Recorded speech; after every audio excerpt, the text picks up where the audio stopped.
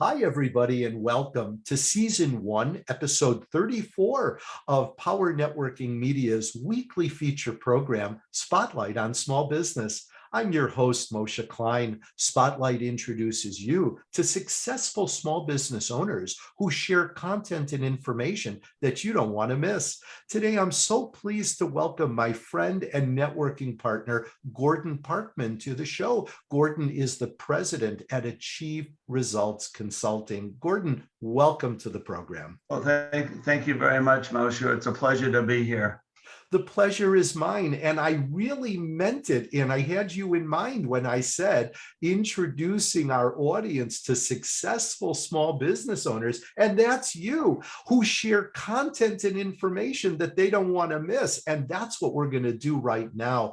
Gordon, you bring so many years of experience to the table. Tell us a little bit about what you do every day at Achieve Results Consulting and how you help small business owners like the majority of our listeners.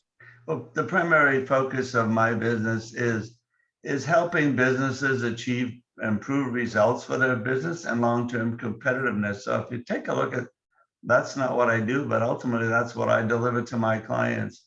And I'm pretty focusing on individuals that are early stage businesses. These folks could be startups to maybe a year and a half. Another group of individuals that have, and I currently do start working with, are individuals that have been in business for a few years and the business is stuck and they don't know how to take it from where it is today to where they want it to be in the future. So in essence, in both categories, I really focus on really going through the business elements of running a business, financial controls, marketing, sales, operations, customer service, and making sure these individuals are fluent in these basic things. And you need to be fluent in all of those things if you're going to be a successful business owner. And then as part of that exercise, we're really focusing on growing the business. Where do they see themselves 3 years from now? What is this, what does success look like in December 2024? Unfortunately, you'd be surprised that you get deer in the headlight look because they haven't thought that far apart. But one of the things that I focus on is helping them think that way out. If you're going to be successful, you got to look ahead and find out where you want to be in the future. Gordon, you brought up two very important points, both of which I can relate to as an accountant. I want to start first, pull on the thread. You talked about startups, people who are in the early stages of a business. They have a skill set, they have a product or service that they're good at and that they want to bring to market. But as you've said before, they don't know what they don't know. And over my many years in business, Gordon, the vast majority of small business owners that had a great business idea or a really good skill didn't last very long because they didn't know what they didn't know, and they didn't know a guy like you. So what do you do when somebody calls you and says, Gordon, I'm thinking of starting a business, or I just recently started a business. What can you do to help me? How would you respond to that?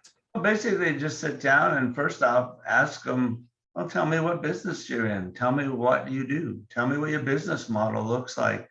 Interestingly, I always say, tell me what you do. And then, oh, by the way, tell me what you don't do. And I think that's, people say, well, I do everything. And I said, well, don't take this wrong, but that's the wrong answer. You don't do everything. And I kind of take a look at things. If you do all of these kind of things, you're probably going to fail at every one of them.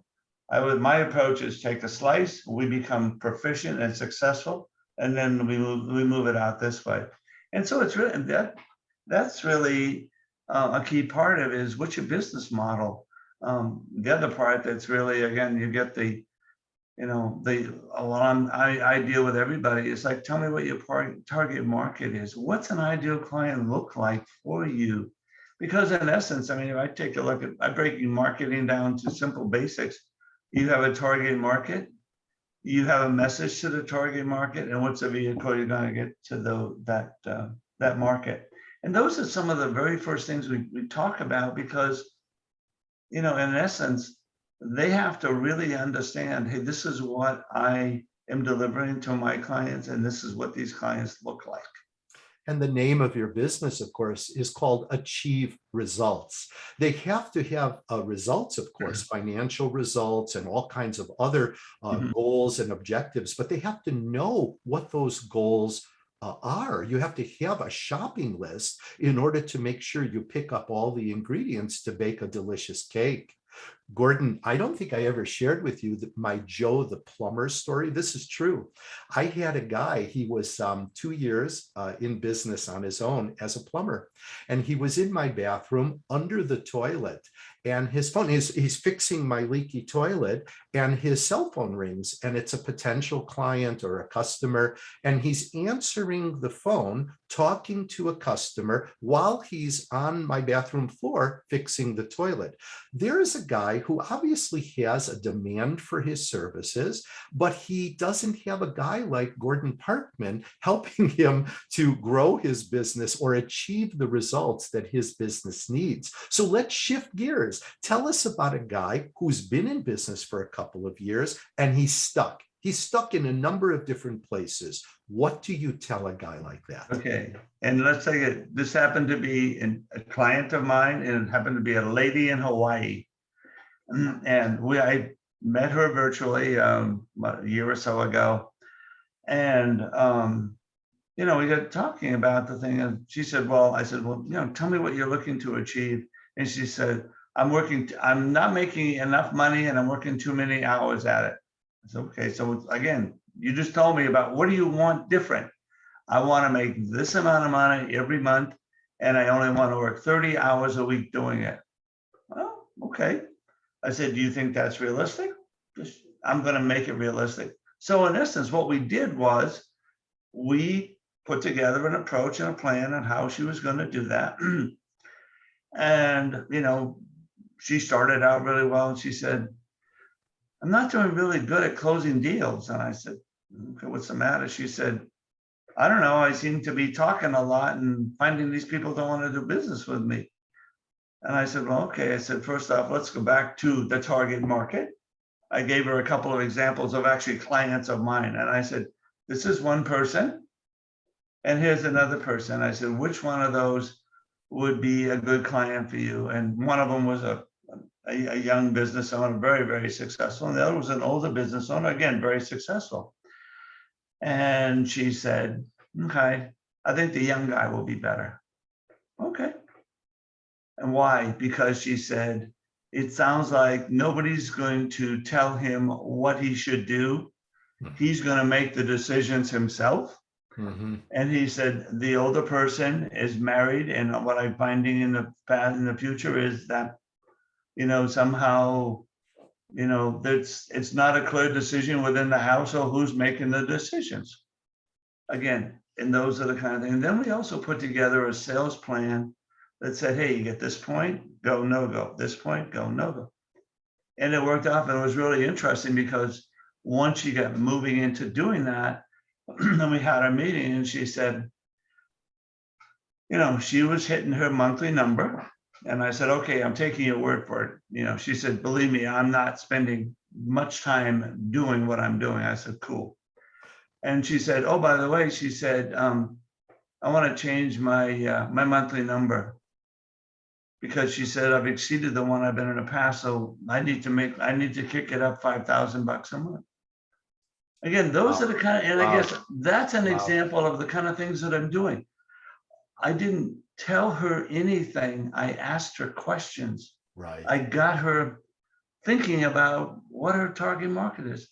What are the decision points? When you get to this point, is this a go, no go? Yeah. Then stop Gordon, or you continue. you're clearly a wealth of knowledge and information, but we are really quickly running out of time. So I want to try to squeeze in one last question. I think you know me well enough. I'm a huge advocate for the team approach to managing and growing a business. So in the final 15 seconds we have left, what advice would you give somebody? How would they know if they should pick up the phone and call somebody like you? Just 15 seconds or less. What would, as far as what, maybe they're in a situation where they're overwhelmed, and hey, I'm not getting anywheres, or I don't really have a clear plan of where I want to go.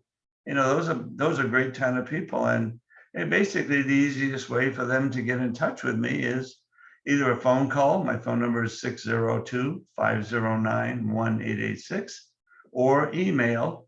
Email would, in essence, would be best because I tend to, not necessarily take all phone calls if I don't recognize the number, but my email address is gparkman@achieveresultsconsulting.com. Well, Gordon Parkman, we are out of time. And I want to tell you, I'm learning every time I network with you or have a chance to talk to you. Thanks for sharing just really a peek inside your world. You and I live in the same world. I want to invite you to come back again as a returning guest so we can continue the discussion, share more information that'll help our fellow small business owners. But for now, thanks for joining us on Spotlight on Small Business. If you'd like to be a guest on Spotlight, just send an email to team@powernetworkingteam.com, and we'll be glad to make those arrangements right away. Until next time, good luck and good networking, everybody.